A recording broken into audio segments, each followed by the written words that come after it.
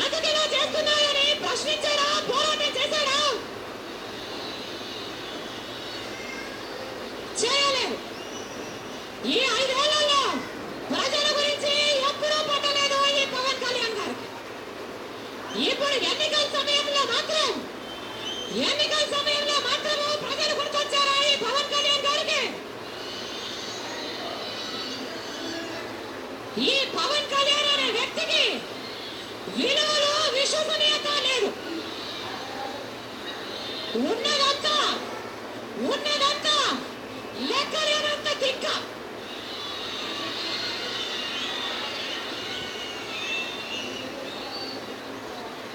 రాజకీయాలు, సినిమాలు ఒకటే అనుకుంటున్నాడు పాపమే పవన్ కళ్యాణ్ గారు.